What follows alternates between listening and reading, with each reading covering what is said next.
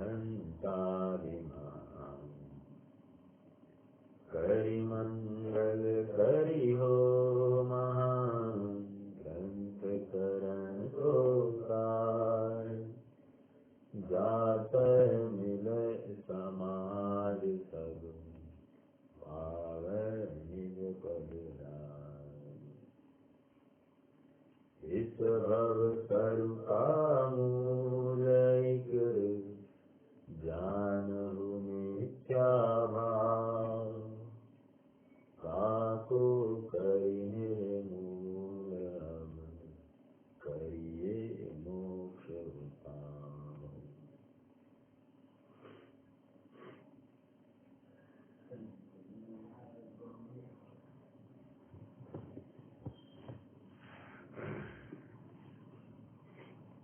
एक Helen Keller का कथन आता है, don't feel sorry for me because I am blind, feel sorry for those who have vision, who have eyes but don't have vision. फिर से, don't feel sorry for I am blind, feel sorry for those who have eyes but don't have vision.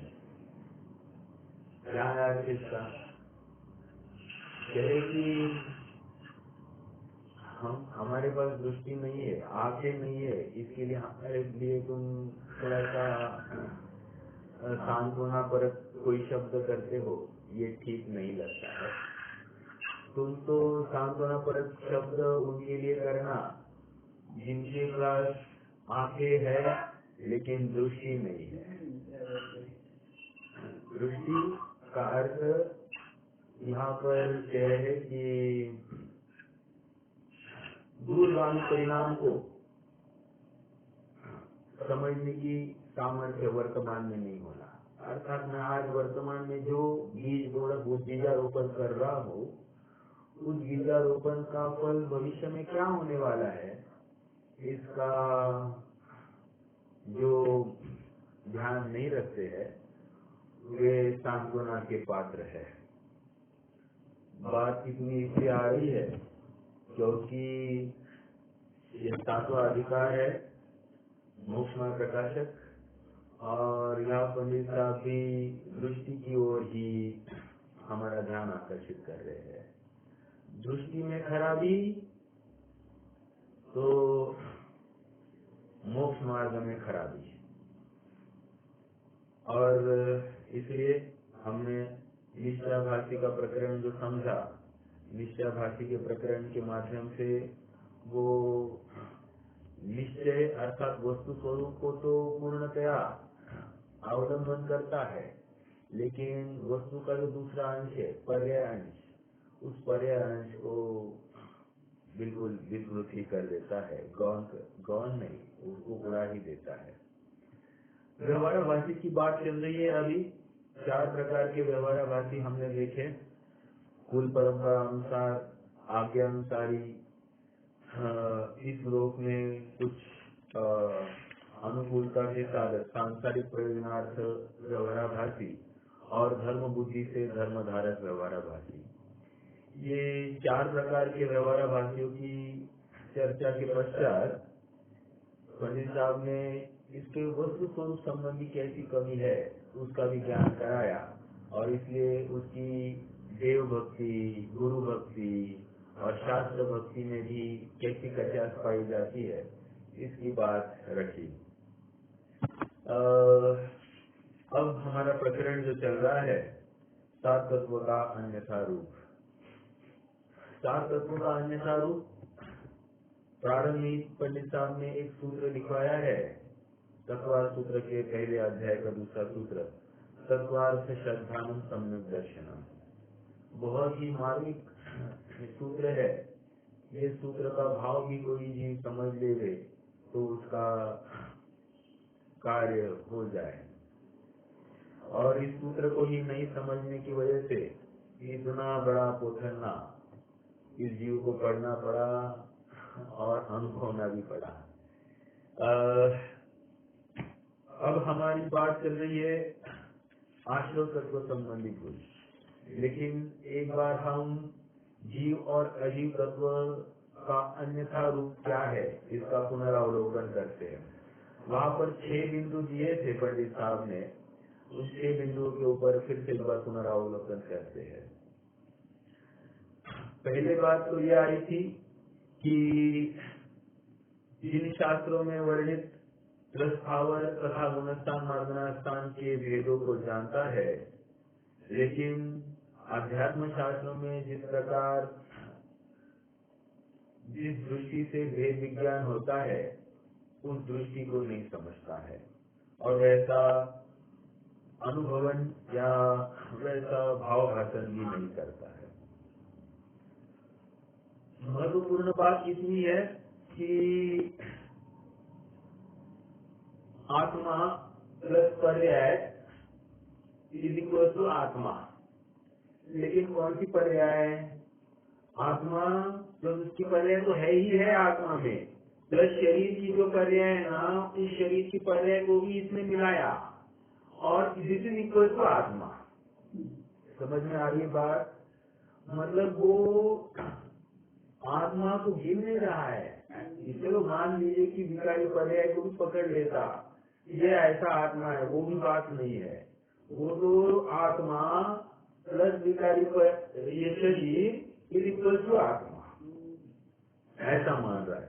तो असमान जाति द्रव्य पर्याय, इसलिए वहां पर भेद विज्ञान ही नहीं हो रहा है। उसको समझ में आ रही है बात? देखो बहुत सूक्ष्म चिंतन यहाँ पर है और हमको कदाचित ऐसा भी लगे अरे ये क्या बातें हैं, लेकिन सच कहे कहीं न कहीं इन्हीं सूक्ष्म बातों में हम अटके हैं और उसकी वजह से अपना संसार सामने खड़ा है।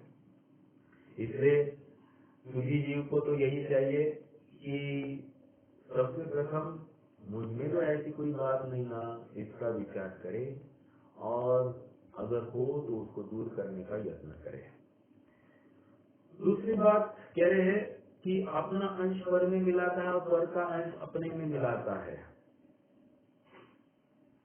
तो कह रहे हैं कि अपना अंश पर में मिलाता है। एक छोटा सा उदाहरण लेते हैं। आपने को ऐसा क्या है कि उदाहरण के बिना बात ज्यादा पल्ले नहीं पड़ती है। देखिए जैसे कोई चल रहा है, प्रश्न ये है कौन चल रहा है, आत्मा चल रहा है या जीव चल रहा है?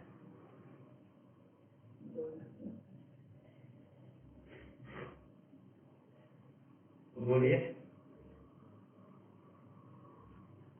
आत्मा चल रहा है या जीव चल रहा है? अच्छा, और एक बात रखो आगे, आत्मा जीव को चला रहा है या जीव आत्मा को चला रहा है? और एक बात कुछ भी बोलोगे तो अटक जाओगे। देखिए वैसे जीव स्वयं से चल रहा है अपनी क्रियावती शक्ति के उपादान से, और शरीर भी चल रहा है उपद्रव जनित क्रियावती शक्ति के उपादान से। निष्कर्ष क्या है कि जीव की जो क्रिया हो रही है वो स्वतंत्र रूप से हो रही है और पुद्गल की जो क्रिया हो रही है या फिर शरीर की जो क्रिया हो रही है वो स्वयं के रूप से। अगला प्रश्न ये है कि जीव पुद्गल को चला रहा है या पुद्गल जीव को चला रहा है? तो कह रहे हैं कि डिपेंड्स। जब कोई जीव इच्छावान होकर प्रवृत्ति करता है तो सहज शरीर की भी ऐसी क्रिया होती हुई दिखाई देती है, या उल्टा भी दिखाई देता है। कोई नींद में गमन करता हुआ दिखाई देता है, बात करता हुआ दिखाई देता है, प्रवचन करता हुआ भी दिखाई देता है निद्रा में। तो शरीर की क्रिया है और उसमें आत्महृदय भी चलते होंगे या उनका भी हिलना डुलना होता होगा। निष्कर्ष क्या है? निष्कर्ष ये है कि कभी कभी जीव सापेक्ष शरीर की क्रिया, कभी कभी शरीर सापेक्ष जीव की क्रिया। बात इतने तक होने में कोई हर्जा नहीं है। हर्जा किसमें है? हर्जा इसमें है कि ये जो है ना, ये अपना अंश पर में मिलाता है। अपना अंश पर में मिलाता है मतलब वो कहते हैं कि मैं शरीर का करता हूँ। ये देखो ना, आज रोग हो गया, मैंने दवाई ले ली, शरीर ठीक, क्या हो गया?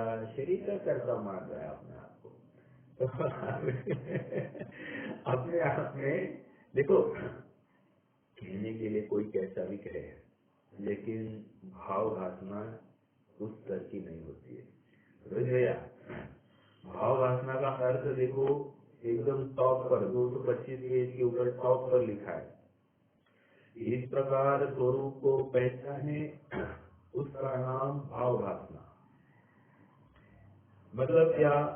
ये मैं हूँ, ये पर है, ये भाव बुरे है, ये भले है, इस प्रकार स्वरूप को पहचाने उसका नाम भाव वासना। अंडरलाइन कर दीजिए, ये बहुत महत्वपूर्ण है, क्योंकि हमको लगता है कि भाव वासना मतलब क्या?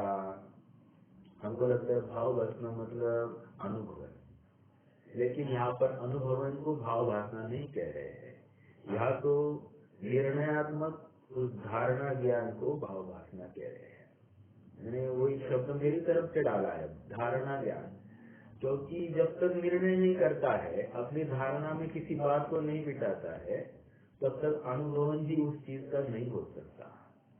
अनुभवन मतलब क्या? स्मरण करना है। अनुभूति के काल में भी क्या करता है? जिस बात को धारणा में बिठाया तो उसी का स्मरण करता है और उसी के साथ अपने परिणाम को तद्रूप करता है।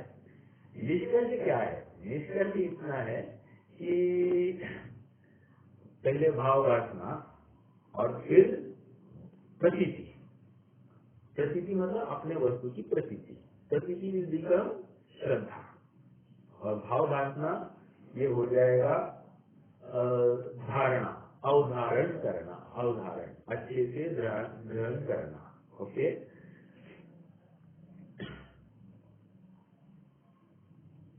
अपना अंश पर में मिलाना। और थोड़ा सा बिंदु, अपना अंश जैसे इंद्रियों से मैं काम करता हूँ, आंखों के सामने कोई चीज आ जाए या आंखों में कचरा जाए, आंखें फड़फड़ाना। ये फड़फड़ाना मतलब क्या है? और कुछ नहीं है, ये वास्तविकता में मैं आंखों से देखता हूँ ऐसी धारणा इसके अभिप्राय में पड़ी है। मतलब धारणा तो पड़ी है और साथ में अभिप्राय भी उल्टा है।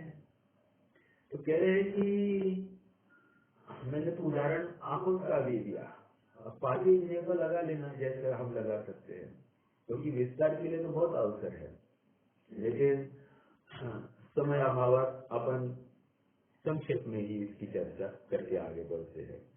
तो इंद्रिया, एक आंख के ऊपर हमने लगाया, रसना के ऊपर लगाइए, थोड़ी सी टेस्ट में कम आ गई चीज, क्या करेंगे? है बराबर नहीं। तो बराबर नहीं कहकर क्या हुआ? हमने वस्तु तो जैसी है वैसी है, समझ में आ रहा है, हमने उसमें इष्ट अनिष्ट की कल्पना की, तो यथार्थ भाव वासना नहीं की। हमने पुद्गल जनित अंश आत्मा में मान लिया, जीव में कर दिया, और जीव ही स्वाद लेता है ऐसा निर्णय किया, जो कि गलती हो गई। अपना अंश पर में मिलाया, पर का अंश अपने में मिलाया। बहुत बड़ा पेटा है, बहुत बड़ा पेटा। आप जितना विचार कर सकते हैं उतना कीजिए, होमवर्क के लिए ले लीजिए। ये प्रकरण इतना गंभीर है। मुझे सचिन जी ने पूछा कितने देर चलाया तुमने, मैंने कहा 1-1.5 घंटा चलाया। उन्होंने कहा अरे इसको तो एक एक बोझ के लिए एक एक दिन लगाते हैं। हमारे यहाँ थोड़े से संक्षिप्त रुचि वाले हैं, शॉर्ट में ही समझ जाते हैं। मगर ठीक है, अभी क्या है, हम तो अपनी बात करेंगे। ठीक है, तो इसलिए मैंने विचार किया कि और एक बार चलाया ही जाए इसमें थोड़ा सा शॉर्ट में, और कुछ नहीं। क्या है, अपना ज्ञान इतना ये भी नहीं है कि इमीडिएटली हर जो सुनी बात है उसको हम आकलन निकलन भी नहीं है, एक शब्द सुनकर हम पूरा विषय वस्तु ग्रहण करें, ऐसा भी नहीं है। तो जिनवानी की बात है, जितनी बार उसी को ही रिपीट किया जाए तो भी कोई हर्जा नहीं है।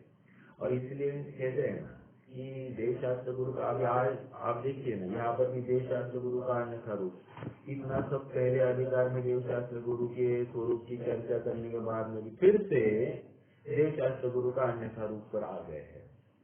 मतलब इतनी बार इस बिंदु के ऊपर स्ट्रेस क्यों किया जा रहा है? इसलिए किया जा रहा है क्योंकि भूल में ही तो भूल कर रहा है और बाकी सब भूल हटा रहा है, लेकिन मूल की भूल को हटा नहीं रहा है। पर से सुखी होने की कल्पना इसकी क्षमित नहीं हुई है, और जिस दिन पर से सुखी होने की कल्पना जब तक बनी रहेगी तब तक ये सुखी भी नहीं होगा। इसलिए करना क्या? निरंतर वस्तु स्वरूप का निर्णय करके भेद ज्ञान करते रहना। यह मैं हूँ, ये पर है, ये भाव बुरे है, ये भाव भले है। ये मैं हूँ, ये पर है, इन दो बिंदुओं के ऊपर पहले चर्चा चल रही है। ये पूरा पैराग्राफ जो चल रहा है, ये मैं हूँ, ये पर। प्रॉब्लम देखिए, एक बार यह मैं हूँ और ये पर है ये निर्णय हो गया ना, तो फिर ये भले और ये बुरे वो पॉइंट ही नहीं है। पहले ये मैं और ये पर, ये पहले विभाजन करना सीखना है। समझ में आया? यदि वो विभाजन नहीं कर पाए तो तकलीफ होगी। तीसरा बिंदु कह रहे हैं कि शास्त्र अनुसार सच्ची बात को ही बनाता है, परंतु अंतरंग निर्धार रूप श्रद्धा नहीं है। शास्त्र में जैसे बताया वैसे ये भी भला भला कर लेता है, लेकिन निर्धारण नहीं कर रहा है। निर्धारण, अंडरलाइन दिस वर्ड, कहा गया। देखिए, निर्धार रूप श्रद्धा नहीं करता। निर्धार रूप श्रद्धा का अर्थ क्या है? फिर से निर्धार रूप श्रद्धा मतलब धारणा ज्ञान, ये प्योर मति ज्ञान का भेद है। भले ही इसको श्रद्धा परक शब्द बताया जा रहा है, लेकिन सच्ची बात तो ये धारणा ज्ञान की बात चलती है। ठीक है? अवग्रह इहा अवाय धारणा, हम सबको इसका निर्णय होना चाहिए। अरे ये धारणा बहुत आलतू फालतू लगता है ना, अवग्रह इहा अवाय धारणा, स्मृति प्रतिनिधि तर्क अनुमान, हमने सब पढ़ा। तो धारणा 4 नंबर का ज्ञान है, अरे बहुत छोटा है ऐसा लगता है। लेकिन धारणा ये कमाल की चीज है, इसके बल पर सारे निर्णय किए जा सकते हैं, सारे निर्णय। ठीक है, चलिए और आगे बढ़ते हैं। तथा जैसे किसी और की ही बातें कर रहा हो, उसी प्रकार आत्मा का कथन करता है, परंतु यह आत्मा मैं हूँ ऐसा भाव भाषित नहीं होता। थर्ड पार्टी की चर्चा कर रहा है। देखो, हाँ, मुझे किसी ने ना आज थोड़ा सा वैराग्य समाचार सुनाया। उन्होंने कहा कि XYZ को अभी लास्ट स्टेज में डायलिसिस करने ले जा रहे, लेकिन सब स्मृति का कुछ भी अभी ठीक नहीं दिखाई दे रहा है। एक तो ये एक समाचार सुना। दूसरा एक समाचार ऐसा सुना कि एक बहुत ही संपन्न व्यक्ति है अखलूज में, और धर्म कार्य में विशेष संलग्न रहते हैं, और उनको ऐसा हो गया कि उनकी मति भ्रष्ट हो गई है। मति भ्रष्ट हो गई मतलब उनको किसी को पहचानते ही नहीं है, एक बात ये हो रही है, और थोड़ा सा डिप्रेशन में भी गए हैं, और कुछ का कुछ बातें करते रहते हैं, मतलब कुछ भी उनको ठिकाना ही नहीं है। तो ये ऐसी बात भी हो रही है, और एकदम संपन्न, किसी चीज की प्रतिकूलता उस जीव को छुए ऐसी भी बात नहीं, और समाज के लिए बहुत सामाजिक कार्य में बहुत अग्रसर है। तो कहने की बात इतनी है कि प्रकृति का कोई भरोसा नहीं है, और प्रकृति हमें बार बार अवसर भी नहीं देती है। एक बार अवसर दिया, उसमें से हम उस अवसर दिया उसमें हम सुलझ जाए तो ठीक है, नहीं सुलझ जाए तो फिर से कितना काल भटकना पड़े कोई कह नहीं सकता। और देखो ना, इस बुद्धि भ्रष्ट की अवस्था में कौन समाधि धारण करेगा? अरे वो मैं जैन हूँ या कुछ और हूँ, ये भी वो समझता नहीं होगा जी। समझ में आ रही बात? मतलब कुछ भी कर सकता है, उसको ऐसा अकेला छोड़ दो तो वो कुछ भी कर सकता है, कुछ भी खा सकता है। मतलब पूरे जैनत्व, अपना पूरा जीवन जो जैनत्व में लगाया है, वो सब मिट्टी पलित होता हुआ दिखाई देता है। अब मैंने इतनी कथन जो बता करी किसी और की होगी, समझ में आया ना। ये अपने ऊपर भावनाचित नहीं करता है, मतलब मैंने कथन किया किसी और का, लेकिन मुझे लेकर उसको लेकर क्या है, बस एक स्टोरी के रूप में मैंने बताया और आपने स्टोरी के रूप में उसे सुना, लेकिन भाव दर्शन नहीं किया। तो ये कह रहे यहाँ पर जैसे और की बात कह रहा हो और सुनने वाले ने किसी और की बात सुन रहा हो। समझना क्या चाहिए था कि ये मुझे भी कभी भी ऐसा हो सकता है। ओली माती हजार गति, कभी भी इस शरीर में कुछ भी हो सकता है। कितने रोग से ये घिरा हुआ है। आश्चर्य ये है कि हमको रोग हो नहीं रहा है, लेकिन रोग कभी भी हो सकता है, ये भी उतनी ही सत्यार्थ बात है। इसलिए रोग नहीं हुआ ये आश्चर्य समझना, तुला कच्चा झाला तुला कच्चा झाला, ये आश्चर्य की बात है ही नहीं। समझ में आया। अरे किसी को छूटा नहीं है, किसी ने धर्म में प्रवृत्ति की इसलिए उसको उदय छूटता है, ऐसी बात नहीं है। उसका इन्फेक्शन है, ऐसा नहीं है। सबको अपने अपने उपार्जित कर्मों का फल मिलता है। देखिए उपार्जित कर्म दो रूप होते हैं, पुण्य रूप होते हैं और पाप रूप होते हैं। पाप रूप में अनिष्ट कल्पना होती है पाप रूप के उदय में, और पुण्य रूप के उदय में इष्ट कल्पना होती है। और इसलिए ये भी तो उसकी विपरीत ही विचारधारा है। चलिए उसकी बात तो हम आगे करने वाले हैं, आज तो तत्व संबंधी पूछे, लेकिन यहाँ पर बात आ रही है। देखो अगला पॉइंट है ना, तथा जैसे किसी और को और से भिन्न बंध, ये हो गया लास्ट बिंदु, बहुत अच्छा है ये। तथा पर्याय में जीव पुद्गल के परस्पर निमित्त से अनेक क्रियाएं होती है। बस इतनी बात के ऊपर विचार करते हैं। पर्याय में जीव पुद्गल के परस्पर निमित्त से अनेक क्रियाएं होती है। प्रश्न ये है, कुम्हार ने घड़ा बनाया कि नहीं बनाया? अध्यात्म परक जवाब मैं एक्सपेक्ट कर रहा हूँ, शरणानियों परक नहीं। तो किसने बनाया ये भी बता मुझे।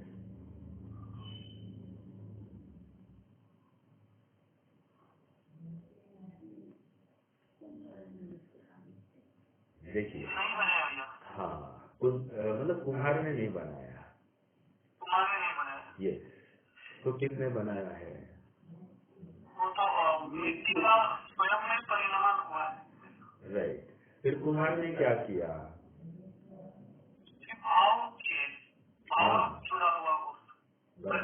बराबर। तो फिर कोई भी बन जाए और कोई कुम्हार बन सकता है क्या? अभी मान लीजिए हम भी कर सकते हैं क्या ऐसा कुछ? तो कह रहे हैं कि उसका अभ्यास, उस संबंधी ज्ञान वो भी जरूरी है। तो वो ज्ञान इस उपयोग, हर बार उस संबंधी मुझे घड़ा बनाने का ज्ञान है तो हर बार घड़ा बन रहा है ऐसी भी बात नहीं है। तो उस विशिष्ट समय में मेरा योग और उपयोग, योग और उपयोग को कह रहे हैं आत्म प्रदेशों का चंचलपना, कंपन, ओके। और मेरा उपयोग मतलब उस घड़े करने संबंधी जो मेरा ज्ञान है, ये दो, ये सचमुच कुम्हार की तरफ से है। कुम्हार इसके आगे नहीं जा रहा है। फिर घड़ा कैसे बन रहा है? घड़ा स्वयं मिट्टी में से ही बना है, पूरा मिट्टी रूप है, क्योंकि तो मिट्टी घड़ा का उपादान कारण मिट्टी ही है। तो अगर उपादान कारण ही नहीं हो तो कुम्हार कहाँ घड़े बना सकता है? मान लीजिए वो राख का घड़ा बना सकता है क्या? नहीं बना सकता है, क्योंकि उसमें योग्यता ही नहीं राख में, तो कैसे वो बना सकता है? निष्कर्ष इतना ही है कि जिसमें उपादानगत योग्यता है उसमें ही कार्य होता है, और वो मिट्टी विशिष्ट प्रकार की चाहिए घड़े बनाने के लिए। रेती वाली मिट्टी हो तो नहीं चलेगी। समझ में आ रही बात है? हाँ जी। तो देखो तथा पर्याय में जीव पुद्गल के परस्पर निमित्त से अनेक क्रियाएं होती है। परस्पर निमित्त से मतलब क्या? यही कह रहे हैं कि पुद्गल का कार्य पुद्गल में हो रहा है, जीव का कार्य जीव में हो रहा है। और होता ऐसे है कि ये जीव भ्रम से मान बैठा है कि मैं ही उन कार्यों का करता हूँ। देखो अपने पास में नय है, दूसरा नय या पहला नय, पहले नय, उपचरित असद्भुत व्यवहार नय। उपचरित असद्भुत व्यवहार नय से कुम्हार ही उस घड़े का करता है, 100% ये बात है। और उपचरित असद्भुत नय से वो बाई ही रोटी और सब्जी की करता है और कोई नहीं। लेकिन उसके उपादानगत योग्यता में देखा जाए तो रोटी की अपनी उपादानगत योग्यता थी कि उस आकार रूप परिणमित होना, तभी जाकर वो रोटी बनी है। समझ में आया? उसमें कितने सारे सपोर्टिव आइटम थे, तवा है, कोई ईंधन है, बेलन है, पाटा है, पानी लगा है, उसको विशिष्ट प्रक्रिया से गूंथा गया है, कितनी सारी बातें हैं। तो अपने आप में अनेक प्रोसेस इसमें जुड़ी है, फिर भी हम डायरेक्टली उपचार कर देते हैं कि बाई ने रोटी बनाई। समझ में आ रही है? तो कह रहे हैं कि आज समवाय से कार्य होता है और ये जीव मानता है कि मैंने पर का कार्य किया। और पांच समवाय का इम्पोर्टेंट बात, पांच समवाय से कार्य होता है तो पांच समवाय में सबका कंट्रीब्यूशन 100% है। ऐसा नहीं समझना कि 20% सबका कंट्रीब्यूशन और 20 + 20 + 20 + 20 + 20 100% हो गया। या तो 100 + 100 + 100 + 100 + 100 = 100। समझ में आया? इसमें कोई एक भी 1% भी कम होना काम नहीं होगा, काम नहीं होगा। निष्कर्ष क्या है? ये बहुत जबरदस्त सिद्धांत है कि हमको आज समन्वय की प्राप्ति क्यों नहीं हो रही है। कोई कहे पास समन्वय नहीं है, कोई कहे पास समन्वय, उपादान तो है ही न था, क्या प्रॉब्लम है? उपादान में कोई कमी नहीं है, बराबर, काल लब्धि नहीं है, पुरुषार्थ कमी है, कितने लगा सकते हैं, होनहार नहीं है, या फिर तत्समय की योग्यता नहीं है, निमित्त नहीं है। निमित्त तो हमारे सामने तो बहुत अच्छे हैं, कोई प्रॉब्लम नहीं है। तो कहने की बात इतनी है कि कार्य तो पांच समवाय से होता है और कार्य क्यों नहीं हुआ है, तो कह रहे हैं कि इसमें कोई ना कोई कमी है। ठीक है, तो पर्याय में जीव पुद्गल के परस्पर निमित्त से अनेक क्रियाएं होती है, उन्हें दोनों द्रव्यों के मिलाप से उत्पन्न हुई मानता है। क्या कहे? दोनों ने मिलकर काम किया है। देखो दो तीन प्रकार से बात होता है, एक तो मैंने पूरा काम किया, एक तो उसने पूरा काम किया, देखो हम दोनों ने मिलकर काम किया। ये तीन बातें वो मानता है। लेकिन मैंने पूरा काम किया, अतिक्रमण, उसने पूरा काम किया, अतिक्रमण, मैंने और उसने मिलकर काम किया, मिलकर मतलब 50-50% मान रहा है, ये भी योग्य नहीं है। जीव जीव में है और पुद्गल पुद्गल में है। जीव का कार्य जीव में है और पुद्गल का कार्य पुद्गल में है। और एक वस्तुत्व गुण नाम का गुण हमने सामान्य गुणों में पढ़ा है, जो अर्थ क्रियाकारित्व का घोषक है। अर्थात प्रत्येक वस्तु अपने में रहते हुए अपने अर्थ क्रियाकारित्व को करती है, अपने प्रयोजनभूत परिणमने को वो ही सहायक है, अन्य कोई भी सहायक नहीं है। तो वस्तु स्वरूप ये सब बता रहा है। तो ये वस्तु स्वरूप हमको जब तक नहीं समझ में आ रहा है, जब तक इसका ही निर्णय नहीं हो रहा है, तब तक हमारा कार्य विपरीत ही होगा। अर्थात जीव अजीव तत्व की अन्यथा रूप मान्यता चलती रहेगी। और देखिए थोड़ा सा और एक गंभीरता से विचार करने की बात है, ये सात तत्वों की संबंधी भूल किसकी है? जैसे अजीव तत्व संबंधी भूल किसकी है? अजीव तत्व की है। जीव की ही है। आश्रय तत्व संबंधी भूल भी जीव की है, बंध तत्व संबंधी भूल जीव की है, संवर निद्रा मोक्ष तत्व संबंधी भूल भी जीव की है। तो किसे सुधारना पड़ेगा? जीव को स्वयं को सुधारना पड़ेगा। समझ में आ रहा है? किसी और को सुधारना नहीं है, किसी और को सुधारना नहीं है, स्वयं हमें अपने को, अपने उपादान का आश्रय लेने योग्य ऐसा वस्तु स्वरूप संबंधी चिंतन धारा को और ऊर्ध्व करना है। ऐसी पहली दृष्टि बढ़ाने के लिए और प्रयासरत होना है।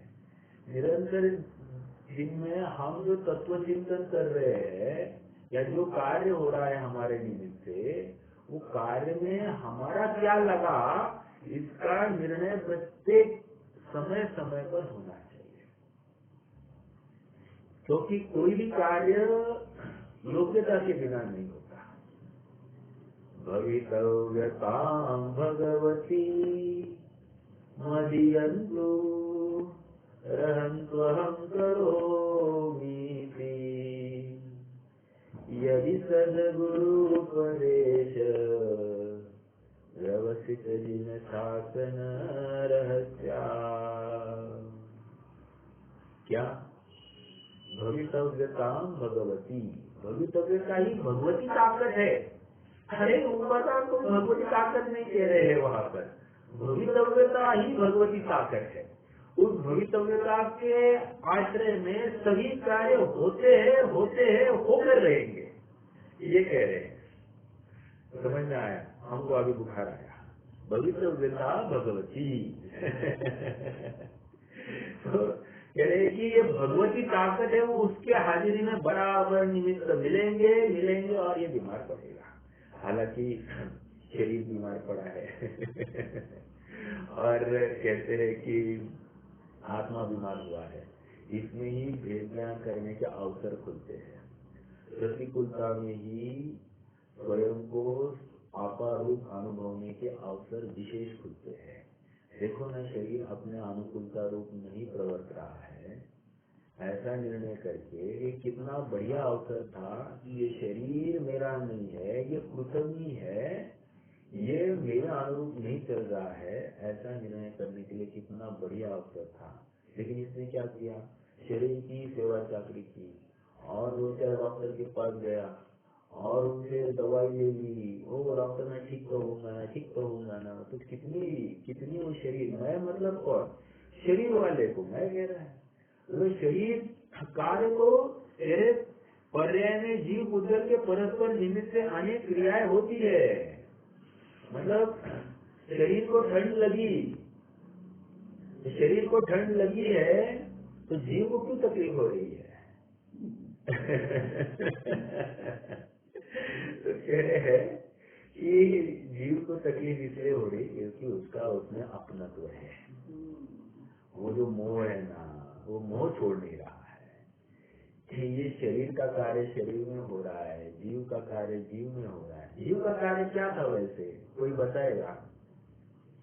ठंड लगी, इसमें जीव का कार्य क्या था?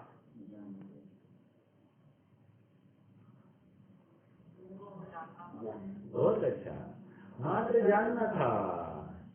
और ये जानना ये जीव का कार्य था। इसने क्या किया? और झपट्टे मारी। समझ में आया? और झपट्टे मारी और पुद्गल आश्रित स्वयं को अनुभव करके ऐसा करके ये क्या कर रहा है? शरीर आश्रित क्रिया को जीव आश्रित क्रिया मान रहा है और फिर उनके अभाव का भी यत्न वैसे ही कर रहा है। समझ में आ रही बात? मैं ये नहीं कह रहा हूँ कि रातों रात कपड़े हट जाएंगे, मैं ये बिल्कुल नहीं कह रहा हूँ। लेकिन पहले अवधारण होगा, निर्धारण होगा और फिर घर में रहकर ऐसा भेद ज्ञान करने का विशेष पुरुषार्थ होगा और फिर एक काल बाद वो उत्कृष्ट अवस्था आएगी। विचार कीजिए ना, ये ठंड में आज महाराज की वो कैसे स्वयं को अनुभवते होंगे। अपन ऐसे बैठे और वे ऐसे बैठे होंगे, तो कितना मतलब हर जगह पर वो स्वयं को शरीर से भिन्न कैसा अनुभव है। और देखो मुझे भेद ज्ञान करना है, शरीर से भिन्न अपने को देखना है, ऐसा नहीं। हाँ, वहाँ तो आत्मा का अवलंबन है। ये कार्य मुझ में हो ही नहीं रहा है, शरीर में हो रहा है तो होने दो ना, इसलिए मुझे कुछ नहीं हो रहा है, ये निर्णय करता हुआ जीव आगे बढ़ रहा है। और ऐसा जीव ही यथार्थ सुखार्थी है। समझ में आ रही बात। तो पाठ समवाय से कि हाजिरी में कार्य होते हैं, हम या तो निमित्त की राह देखते हैं, या तो भविष्यता की राह देखते हैं, या होनहार की राह देखते, कालवती की राह देखते हैं, लेकिन सचमुच कार्य पाठ समवाय से ही होता है। तो जीव के हाथ में क्या है? जीव के हाथ में सत्य निर्णय करना, निरंतर प्रत्येक समय में आपा पर का भेद ज्ञान करने का उद्यमी होना चाहिए। जब तक यह नहीं होता है तब तक कार्य नहीं होता है। ये छठवां बिंदु का, जहाँ पर पर्याय में जीव पुद्गल के परस्पर निमित्त से अनेक क्रियाएं होती है, उन्हें दोनों द्रव्यों की मिलाप से उत्पन्न हुई जानता है। यह जीव की क्रिया उसका पुद्गल निमित्त है, या पुद्गल की क्रिया उसका जीव निमित्त है, ऐसा भिन्न भिन्न भाव भाषित नहीं होता। इत्यादि भाव भाषित हुए बिना उस जीव अजीव की सच्ची श्रद्धानी नहीं कहते, सच्चा उस जीव अजीव का सच्चा श्रद्धानी नहीं कहते, क्योंकि जीव अजीव की को जानने का तो यह ही प्रयोजन था, वह हुआ नहीं। मतलब जीव का कार्य जीव में हो रहा है, अजीव का कार्य अजीव में हो रहा है। जीव किसी भी रूप से अजीव का कर्ता नहीं है, और अजीव किसी भी रूप से जीव का कर्ता नहीं है। समझदार के कलश में यह परिणमति से कर्ता जो उस कार्य रूप परिणमित होता है, वही उस कार्य का कर्ता है। एकदम स्पष्ट बात वहाँ पर कलश में आई थी, कह रहे कि जीव ही ज्ञान रूप क्रिया का रूप परिणमित हुआ है, तो जीव उस जानने का करता है, और शरीर ही जो कोई विकारी कार्य रूप होने का करता हुआ है, या जो कोई उसकी अवस्था रूप कार्य का करता हुआ है, वो शरीर ही हुआ है। जीव का उसमें कुछ भी नहीं गया। क्यों, कैसे जाना? देखो ना, जीव का कुछ भी अंश शरीर में नहीं गया, और शरीर का कुछ भी अंश जीव में नहीं आया। ये निर्णय कर इसमें ये बात हो गई कि आपा पर भाषवे को, आपा और पर का भाव भाषण करने के लिए ये जिनवानी का अवलंबन हमको बहुत बहुत कार्यकारी है। समझ में आई? और इसलिए 19वीं गाथा समझदार है। कम्मेणो कम्मन्य अहमिति अहकं च कम्मणो कम्मं जायेता खलु बुद्धि अपरिबुद्धो भवति ताव। संहितानुवाद। मैं कर्म हूँ न कर्म हुआ है हमारे ये सभी, यह मान्यता जब तक रहे अज्ञानी है तब तक सभी। मैं कर्म हूँ न कर्म हूँ, मतलब कर्म मुझे जीने नहीं देते, सोने नहीं देते, कर्म तो हो रहे, मेरी ऐसी अवस्था हो गई, ऐसा ऐसा सब मान रहा है, या शरीर ऐसा है, अनुकूल नहीं है कि इतनी सब पर के माथे पर अपने पुरुषार्थहीनता को थोपता है। पंडित साहब कह रहे हैं कि भैया ऐसा नहीं है, वो सब कार्य उसमें हो रहा है, तो उसे तक अपने को अनुभव कर, बस काम हो जाएगा। तुम्हारा काम तो तत्व निर्णय करना है, तुम्हारा काम तो भेद विज्ञान करना है, तुम्हारा काम मैं कौन हूँ, मेरा क्या कार्य है, और पर क्या है, और पर का क्या कार्य है, इतना ही निर्णय करना था। और तुमने क्या किया? मैं पर का करता हूँ, ऐसा निर्णय किया। जैसे हम भी कहते हैं ना घर वालों को, क्या रोटी सब्जी बनाते हो, मतलब ये अपने आप में कह रहे कि ये पर का कर्ता मानते हैं। ठीक है, हालांकि वे कथन सब पहले नए से कहे जाते हैं, जो उसको यथार्थ समझता हो। जिसके अभिप्राय में पर को कर्ता ही माना है, तो उसकी बात ही नहीं है। लेकिन ज्ञानी के जीवन में ये सब पहला नए वहां पर लग जाता है। ठीक है, अब आश्रव तत्व संबंधी अन्यथा रूप थोड़ा सा डायरेक्टली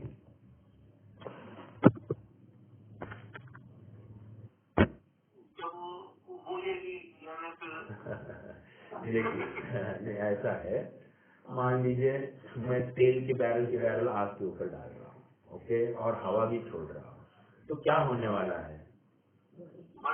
भड़केगी, राइट। तो ये तेल के बैरल और हवा छोड़ना इज नथिंग बट विषय कषाय, ओके।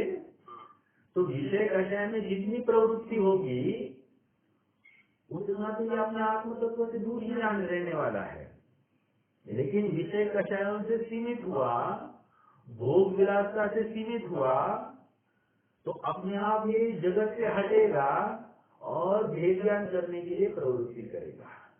तो ये नहीं कह रहे कि ये आत्मानुभवी हो गया, ये कह रहे हैं ये एक पहला अवसर खड़ा हुआ कि स्वयं को स्वयं रूप अनुभवने का। जब तक विषय कषाय में प्रवृत्ति हो रही है तब तक इसका काम नहीं होता, और जैसे ही विषय कषाय से हटा, अर्थात क्या करना पड़ेगा हमको? आग का जो भभकने का कारण था, जो तेल और हवा, उनसे उसको परावृत्त करना पड़ेगा। और आपने देखा वो मॉक ड्रिल्स होते हैं, मॉक ड्रिल्स क्या करते? आग लगा देते और क्या करते? एक कपड़ा रख देते उसके ऊपर। कपड़ा रख दिया मतलब क्या? आप कहोगे कपड़ा तो जलेगा ना? नहीं ना भैया, वो जलेगा नहीं। वो क्या होता है, वो हवा रोक देता है, और हवा रोक दी तो ईंधन कितना भी हो वो जलेगा नहीं। समझ में आ गई बात? तो ऐसे ही कह रहे यहाँ पर विषय कषाय रूप जो दावाग्नि है उससे निवृत्त हो गया, तो अपने आप क्या होगा? ये अपने वस्तु में, अपने वस्तु का निर्णय कर उसमें जाने के लिए उद्यमी होगा। कभी ऐसा नहीं होगा कि विषय कषाय में प्रवृत्ति करते करते इसको आत्मानुभव होगा। प्रोसेस तो यही है, लेकिन विषय कषाय से निवृत्त होकर ये मन कषाय में प्रवृत्ति होना, ये कोई समझदारी की बात नहीं है। ये एक हंत हस्तावलंब। हंत मतलब खेद पूर्वक हस्तावलंबन करने का स्थान है। खेद पूर्वक क्यों कह रहे हैं? क्योंकि इसको यहाँ पर भी रुकना नहीं, उसको तो रहना अंदर है। देखो ना, हम कितने भी घर के बाहर जाए, at the end of day दिन भर बाहर भटके, एट द एंड कहाँ आने जाते हैं? घर में आना चाहता है। गाड़ी भी तेज क्यों चलाता है? घर पर जल्दी पहुंचे इसलिए। गाड़ी थोड़ी सी बीच में रुक गई, ट्रैफिक आ गई, अरे यार कहाँ ट्रैफिक है? क्यों हो रहा है? घर पे जाने की छटपटाहट। ये समझ में आ रहा है? ये तो लॉजिकल एक्सपीरियंस आपको पता रहो कि इससे क्या होता है। इसका मतलब अपना स्व शुद्धात्मा भी ऐसा ही सुखरूप होगा, और जिसके अवलंबन से यह जीव बहुत सुख को प्राप्त होता होगा। अनुमेयत्वादि, अनुमान से हमने ऐसा निश्चित किया कि ऐसा सुखरूप मेरा शुद्धात्मा हो सकता है। समझ में आ रही बात? तो इसलिए जो पाप कार्यों को तो हे मान नहीं मानना, लेकिन पुण्य के कार्यों में तब तक अवलंबन लेना जब तक स्वभाव की स्थिरता नहीं हो। वे संसार का कारण है ऐसा मानकर उनका भी त्याग करना योग्य नहीं है। इसलिए डिस्क्लेमर दिया, परंतु श्रद्धा को ऐसा रखो कि यह भी बंध का कारण है, यह भी है। श्रद्धा में इसे मोक्ष मार्ग जाने तो मिथ्या दृष्टि है, मोक्ष मार्ग नहीं है ये। समझ में आ रहा है? अब थोड़ा सा आगे मैं जिस बिंदु के ऊपर चर्चा करना चाहता हूँ उसके ऊपर, तथा मिथ्यात्व, अविरति, कषाय, योग, ये आश्रव के भेद है। मैंने उस दिन भी बताया था, यहाँ पर प्रमाद नहीं मिला है तो प्रमाद गर्भित समझना। और ये कुंद स्वामी की शैली है, जो 4 ही कषाय बता रहे हैं। उमा स्वामी देव ने 5 कषाय बताए हैं। ठीक है, एक बात ये हो गई। अब मिथ्यात्व किसको कह रहे हैं? देखिए, वह अन्य देवादिक सेवन रूप गृहित मिथ्यात्व को मिथ्यात्व जानता है, परंतु अनादि अगृहित मिथ्यात्व है उसे नहीं पहचानता। छड़ाला पूरी आती है।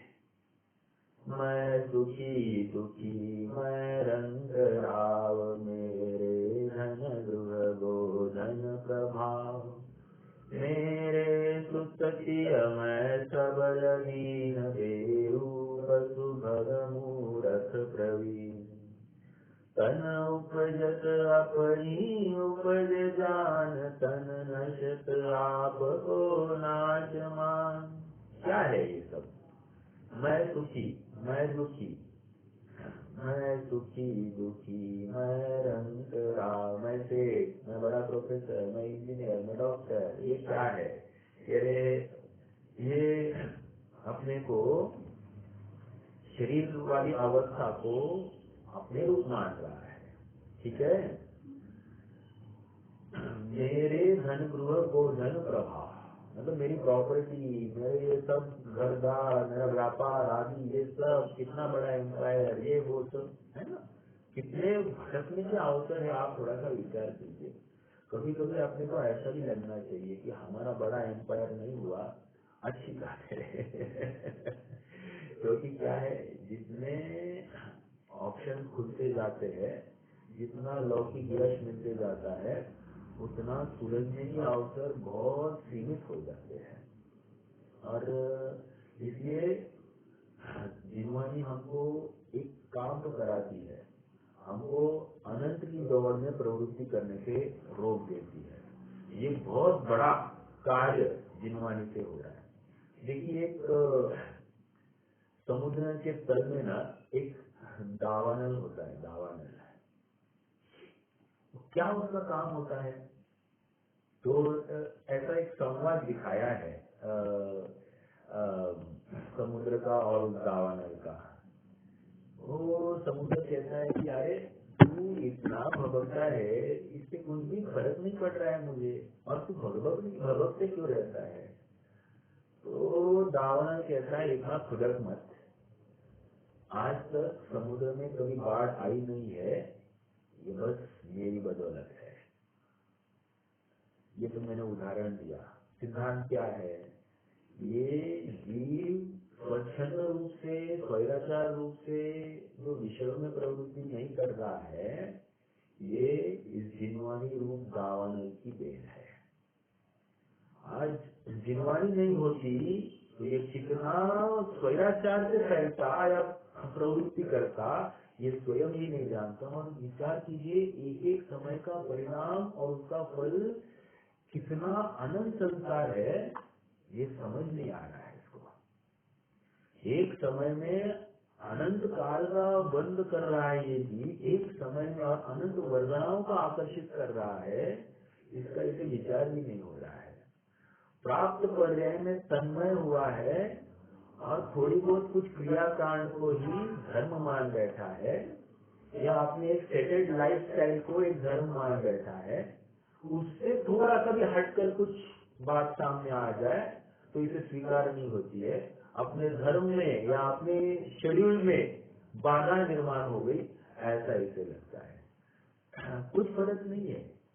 हमको तो है उस अवस्था में सर्व रहने का यत्न करना चाहिए। समझ में आ रही? तो ये मैंने किसके लिए बात रखी? घृत मिथ्यात्व।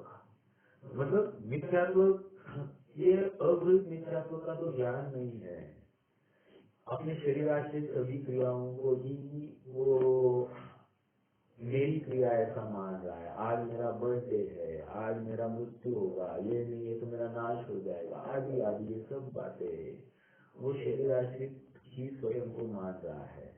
तो शरीर के नाश में अपना नाश, शरीर की उत्पत्ति में अपनी उत्पत्ति, कितनी बड़ा धोखा है।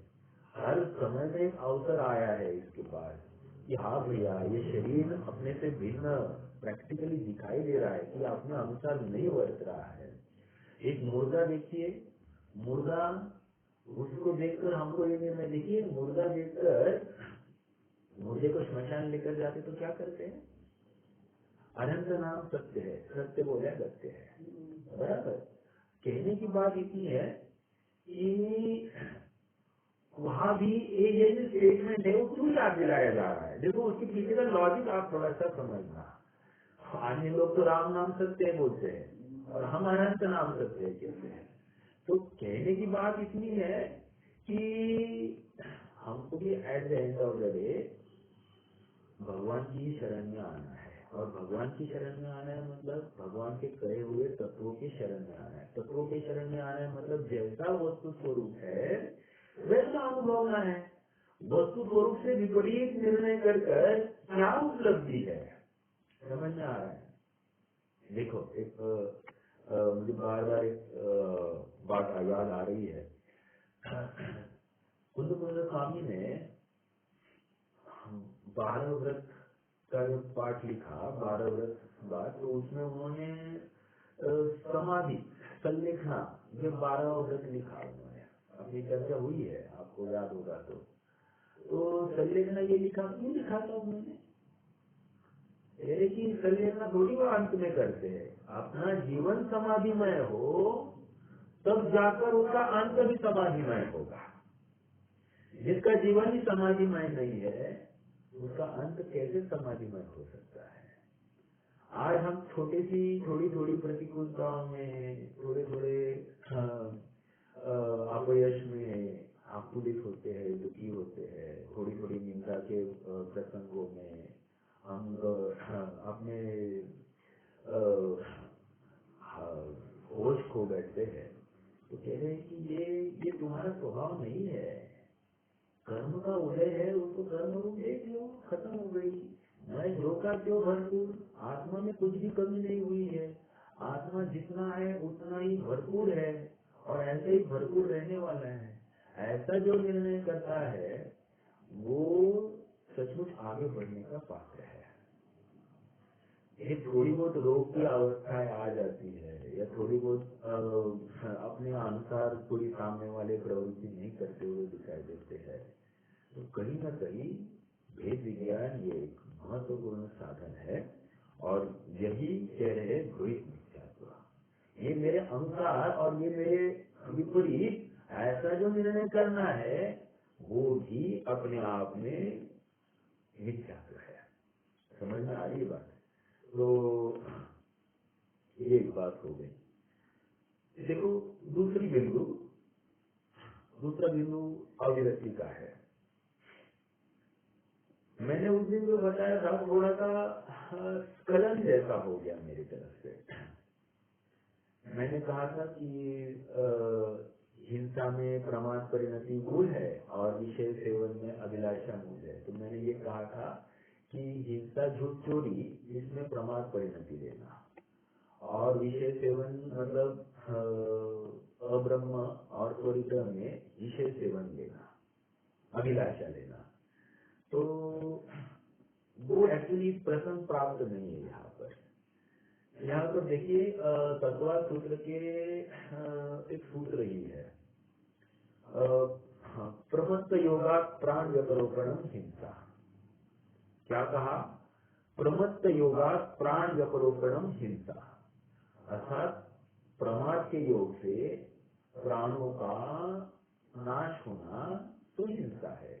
मतलब प्राणों का नाश होना मतलब उसको जान से मार डालना ये नहीं कह रहे हैं, उसको आकुलता का कारण हो गया, ये भी हिंसा में ले गया।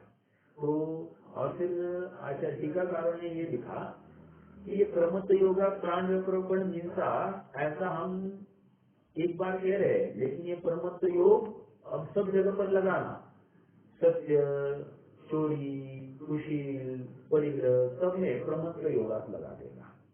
समझ में आ रहा है? तो कह रहे हैं कि ये सब जगह पर तुम्हें लगाना है। तो निष्कर्ष इतना ही है कि प्रमत्त योगा प्राण व्यपरोपण हिंसा ये सभी में जाएगा। अर्थात हिंसा में प्रमाद परिणति मूल है तो पांचों में प्रमाद परिणति लगा सकते हैं, ठीक है।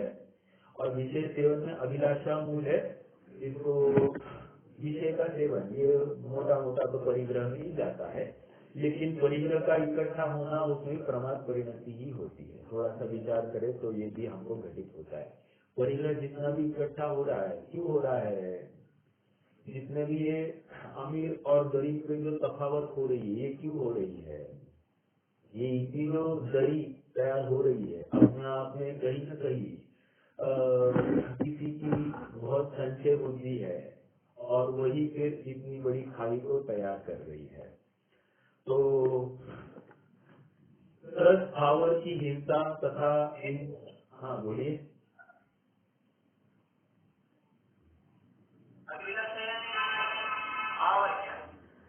अभिलाषा मतलब वांछा, इच्छा। ठीक है, देखिए अभी देखो यहाँ पे ये पहली लाइन आपको पढ़ाता हूँ और फिर अगले पेज पर एक लाइन पढ़ाऊंगा और फिर आप मुझे थोड़ा सा कोरिलेशन आप बताइए। पंडित साहब की जो लिखने की शैली है ये हम इसके ऊपर थोड़ा सा अभ्यास करेंगे। तथा बाह्य त्रस्त भावों की हिंसा तथा इंद्रिय मन के विषयों में प्रवृत्ति उसको अग्रती जानता है। क्या कहा? बाह्य त्रस्त भावों की हिंसा तथा इंद्रिय मन के विषयों में प्रवृत्ति उसको अग्रती जानता है। देखिए ना, अभिलाषा ये इंद्रिय अभिरति में जाएगा और हिंसा ये प्राणी अभिरति में जाएगा। ये टॉपिक ही थोड़ा सा अलग है। अब देखिए आगे पेज पर आ जाइए और आगे पेज पर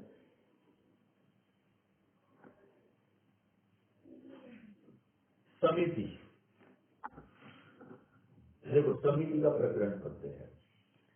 अगले पेज पर समिति, पेज नंबर 228। आप सबके पास जिनवानी होगी तो आप प्लीज देखिए उसके ऊपर। तथा परजीवों की रक्षा के अर्थ यत्नाचार प्रवृत्ति उसको समिति मानता है। तो हिंसा के परिणामों से तो पाप होता है और रक्षा के परिणामों से संवर्ग कहोगे तो पुण्य बल का कारण कौन ठहरेगा? महत्वपूर्ण बिंदु क्या है, मुझे आपका ध्यान आकर्षित करना है। यहाँ पर अविरति किसको कह रहे हैं? स्थावर की हिंसा, उसको यह अविरति मानता है। और समिति में क्या कर रहा है? पर जीवों की रक्षा या यातनाचार प्रवृत्ति उसको समिति मानता है। ये कहीं ना कहीं सेम तो बात है। आप नोटिस कर रहे होंगे जो आश्रम तत्व संबंधी भूल है वही यहाँ पर संवर्ग तत्व संबंधी भूल में उन्होंने हाईलाइट किया है। आप पकड़ रहे होंगे, मतलब आपको अच्छी लगी होगी ये बात। मतलब विचार करे तो बहुत बड़ा थीसिस नहीं है, लेकिन उसका प्रस्तुतिकरण बहुत अजब तरीके से। देखो और एक बताओ आपको, जैसे प्रतिक्रमण क्या है? प्रतिक्रमण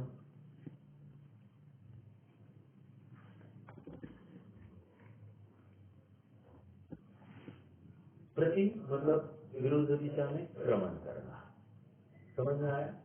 या प्रति आक्रमण मतलब वो मैंने जो कोई पाप हुए होंगे उस संबंधी अपन वहां पर छेद मानते हैं। ये तो व्यवहार प्रतिक्रमण की बात हो गई। निश्चय प्रतिक्रमण क्या है? निश्चय प्रतिक्रमण तो आत्मा में लिखता है। ठीक है, दूसरा प्रश्न, कायोत्सर्ग किसको कहते हैं?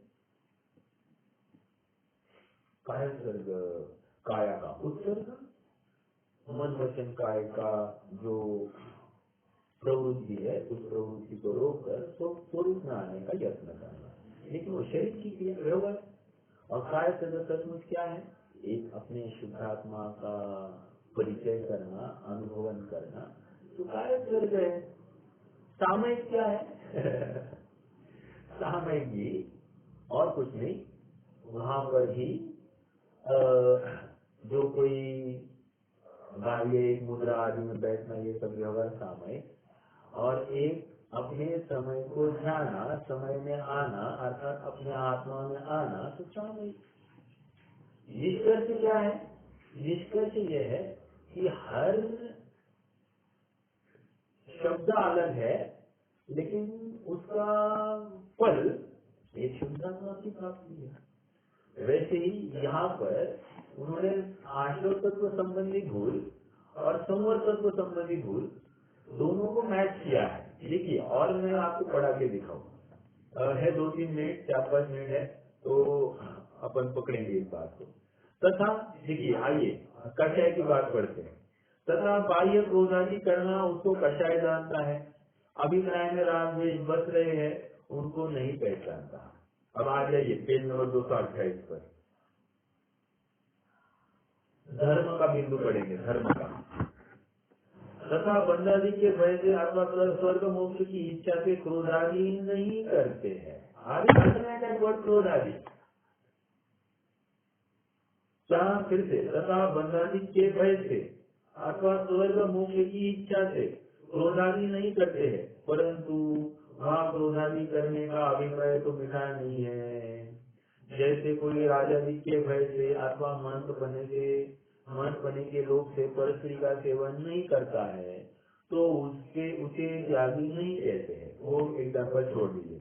यहाँ पर क्या आया, तथा बाह्य क्रोधादि करना उसको कषाय कहता है अविरति में, और यहाँ पर भी क्रोधादि नहीं करना उसको धर्म मान रहा है। समझ रहे क्या आप? और धर्म देखो, ये जो गुप्ति समिति धर्म अनुपेक्षा परिचय चारित्र तत्वार सूत्र में एक सूत्र है, उस सूत्र में ये कहा है कि संवर के कारण क्या है। तो गुप्ति समिति धर्म अनुपेक्षा परिचय चारित्र, ऐसा वो सूत्र ही आया है वहां पर। तो किसी पॉइंट को देखो, शब्द वही है लेकिन वो शब्द संबंधी भाव मानना इसकी गलत है, और इसको लेकर ये मिथ्या दृष्टि को पालन करता है। ठीक है, ये दूसरा हो गया। दो बातें हो गई, एक अविरति और समिति, इसको मैच किया। एक कषाय और धर्म, इनको मैच किया हमने। ओके, अब और एक बात आपको आकर्षित करूंगा।